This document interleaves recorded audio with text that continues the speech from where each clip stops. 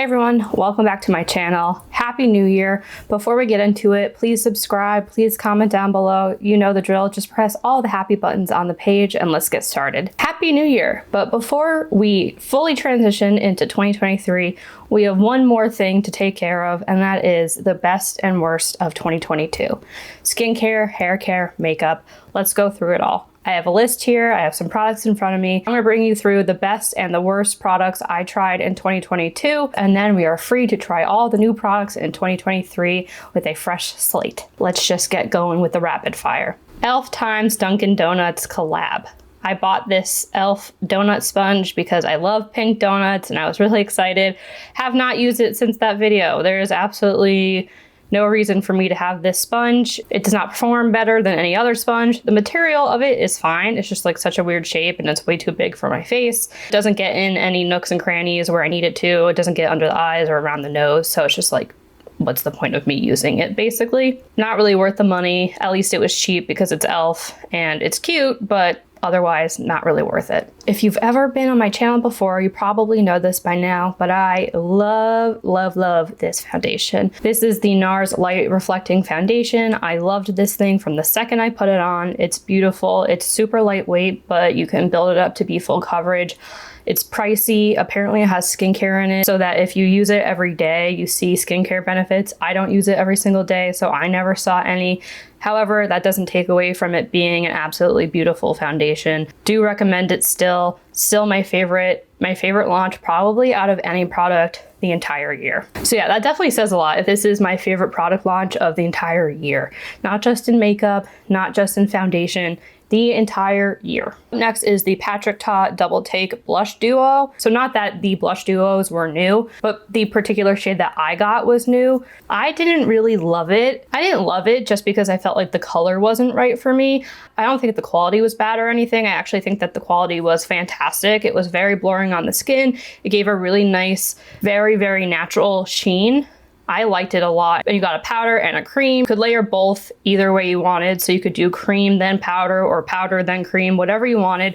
I thought it looked gorgeous texture wise. I just didn't love the shade that I got. One I got was She's Blushing, which is one of the new shades he launched in 2022.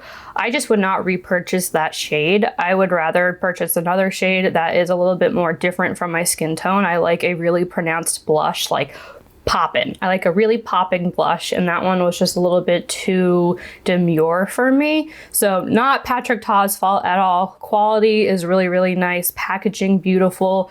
The actual product itself, highly recommend. Just again, I don't really wear it that often because of the shade, but that is completely on me and not on Patrick Ta.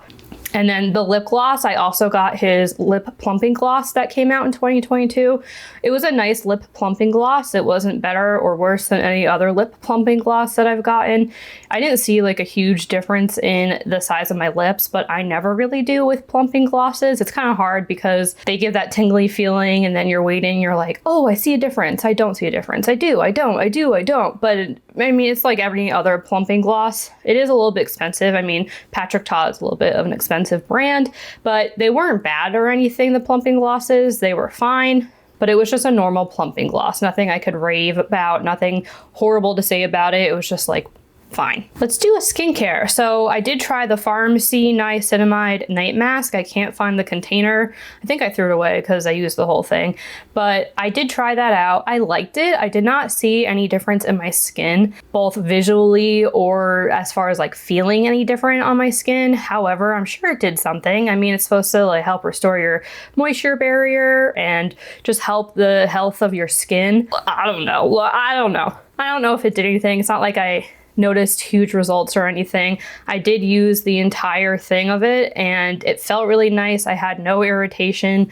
I like niacinamide. I've heard it's a really good ingredient. I've never had any bad reactions to it. Probably wouldn't purchase it again because again, I didn't see any like huge benefits or anything, but it wasn't a bad product.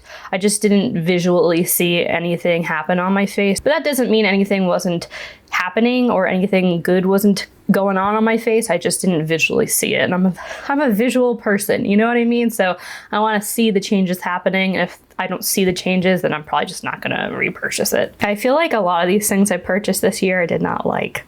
I'm picky, and what can I say? I'm gonna tell you guys the truth. Another really pricey item I did not like in 2022 was the Natasha Denona My Dream palette. It wasn't, again, about the quality. The quality was great. I just didn't like the color story. I didn't like the mix of warm and cool tones.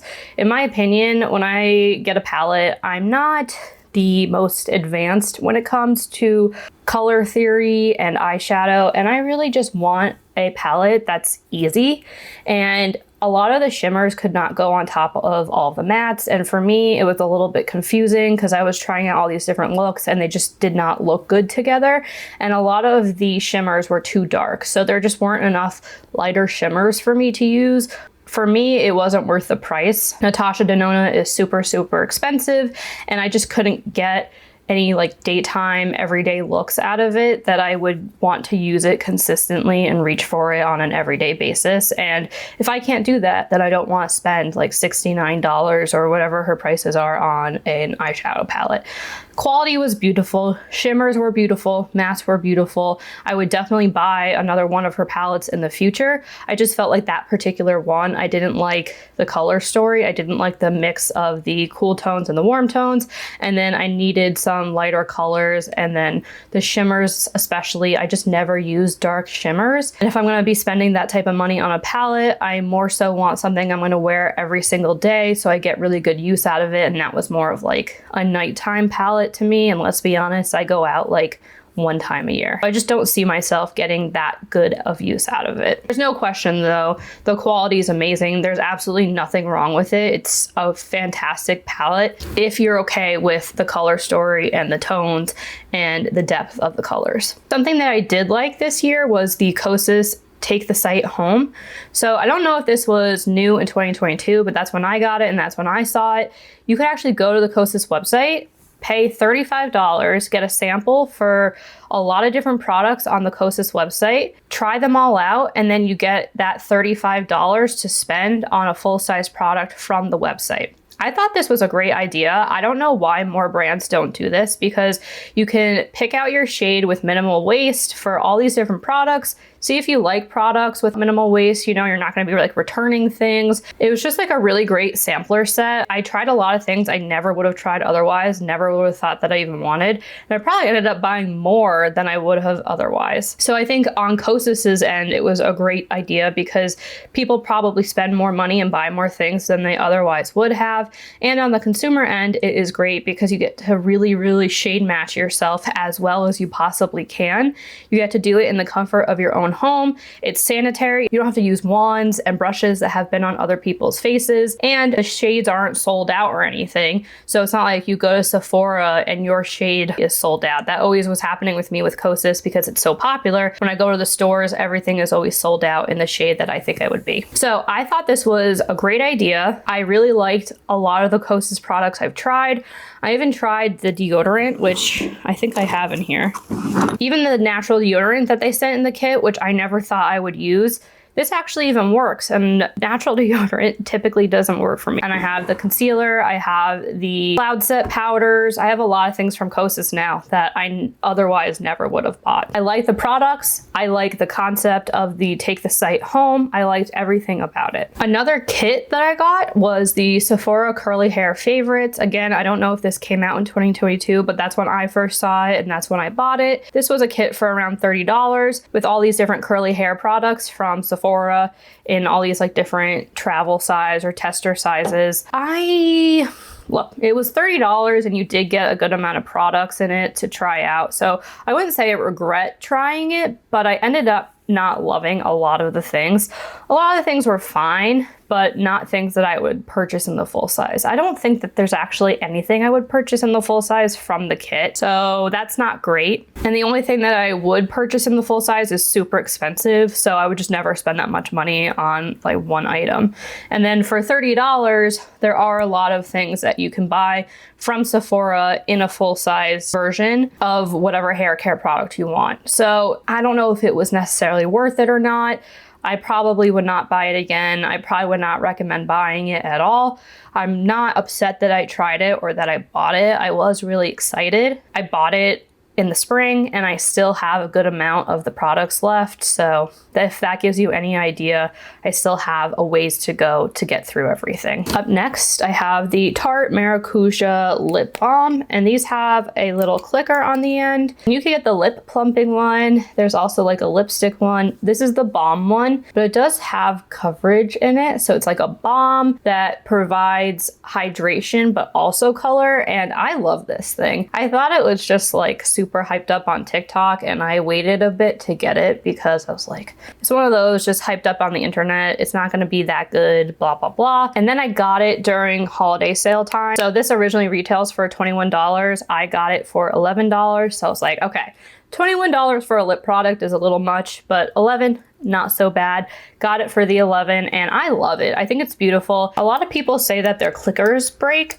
Mine has not broken yet, so we'll have to see. I've had it for about a month. Did I just jinx it? So I'll see if the clicker on mine eventually breaks, but so far so good. I've had it for about a month and this has been exclusively the product I've been wearing whenever I go out. I keep it in my purse and I just wear it pretty much anytime I am wearing makeup. And at $11, I cannot complain about this. I think it is beautiful. MAC mascaras. The MAC Stack First. This came out and was super hyped on TikTok. Had to have it immediately. I'm a sucker for mascaras because I have so many like eyelash issues. They just like don't stick up in the same direction. They're all over the place. They're flat, etc., etc. So I'm always looking for the next magical eyelash product. This wasn't it. It did make my eyelashes look really nice and big, but it wasn't like ultimately stackable. I got to coat 3 and it got clumpy. So pretty much the same as any other mascara. I wouldn't say you can just stack it forever. It's literally the same as any other mascara. It is a heavy duty mascara, and the fact that it's like dark does give you voluminous lashes, but you can just get that from like drugstore mascara. Also, it dries out pretty quickly. I think because it is one of those thicker formulas, you don't get that much use time out of it. So I don't love that. Also, it does transfer on me. Granted, like every mascara transfers on me, so that's not saying that much, but this one leaks under my eyes a lot and I look like I have raccoon eyes after a couple hours, which is disappointing. So I just don't want to pay like $31 for a mascara that does that. I'd rather pay $10 for a mascara from the drugstore that does that. So I do think it looks good on your lashes when you first put it on. Like first impression wise, I think it looks good. After having the tube open for a couple months, it just dries out way too quickly. It's not really worth the money and you can't stack it forever like they say you can. Another MAC mascara I was disappointed with was the Magic Extension. I don't know if this came out in 2022, but I tried it in 2022 and it flaked all over my face. So this one is worse to me than the MAC Stack, because the MAC Stack I know is just a me issue in the fact that it transferred down, because everything transfers down because my eyes leak. They just like water all the time. It didn't flake. This flaked. So that's a problem with the actual mascara. This flaked all over my face. It looks horrible. So this one is just like really bad. Again, this is the Magic Extension from MAC. Something that was pretty good, not my favorite, but pretty good, was the Essence Coffee to Glow collection. I got the eyeshadow palette and I got the highlighter brush. I like the highlighter brush a lot. I think it's a good value for the money. It's cheap, it works. It's supposed to smell like coffee. It absolutely does not, but I liked it. It was a good brush. I still use it. It's very soft.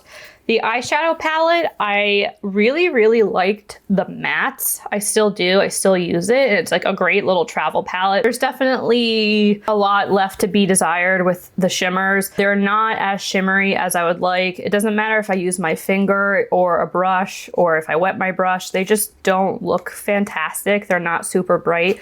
Other people though were saying that theirs did look really bright and very shiny. So I don't know, maybe it's just my palette, but the shimmers in my opinion are not great, but the mattes are super creamy and they blend as well as any other matte that I've ever used. I really, really do enjoy the mattes. Ooh, okay, we're getting to the end here. Just a couple more products. So the next thing is going to be the Sol de Janeiro Milky Leave-In Conditioner. This smells fantastic, not a surprise. All of the Sol de Janeiro products smell fantastic, but that's really where the benefits end. It eventually stops coming out of the bottle because the nozzle gets all gunked up from from the product. You can't spray it anymore, so now I have to like open the bottle and pour it out on my hand and then put it in my hair, which is annoying. I really like a spray bottle for my leave-in conditioner because I just hate rubbing it on my hands then rubbing it in my hair. So that like defeats the purpose. It does smell amazing. The scent does stay in your hair for a while, so I like that. But it's not the most hydrating leave-in conditioner I've ever used. It's not amazing. It's expensive for the price, and you can definitely get better. I don't know if it's really worth it just to buy for the scent. And I do feel that's the case with a lot of Sol de Janeiro products, is you're just buying it for the scent and not really the efficacy of the product. And this is definitely one of them where that's the case. I also tried the hair mask, the one that you use in the shower and then you wash out. That one also smells amazing. That is probably the best smelling product I've ever used from Sol de Janeiro. And again, loved the scent. The scent lingers in your hair. However, it doesn't actually hydrate your hair, doesn't help your hair, and ultimately it just doesn't do anything. So for me, it's like, what's the point? It's way too expensive to just be a hair perfume. And the last two products are gonna be the two eyeshadow palettes I bought from Beauty Bay. I got the Midnight palette and I got Love Notes. I like Love Notes a little bit better than Midnight, but ultimately I think both are very disappointing. The shimmers are beautiful in both, but the mattes are super patchy and you cannot put shimmers on top of the mattes and then blend them together. They're very difficult to work with. There's a lot of fallout. I just really don't like the mattes. Yeah, I think the shimmers are really, really pretty, but the mattes just don't hold up for me. They're patchy. There's a lot of fallout. You can't blend them with the shimmers. Also, the lighter colors really just like blend away. So maybe it's because these purple colors are more difficult. Honestly, I don't know, but there are a lot of shades in the Love Notes palette that aren't purple, and I had problems with them too. But I have other palettes with similar colors that aren't patchy. So again, not my favorite of the year. It's not unusable, but they're not great quality. I am done. I know that was a lot of not liking things, but there were some good things sprinkled in there too. And this is not an exhaustive list either. This is just everything I can think of off the top of my head. So in any case, that is it for me today. Thank you so much for watching. Happy New Year. Make sure you subscribe to my channel before you leave, and I will see you in my next video.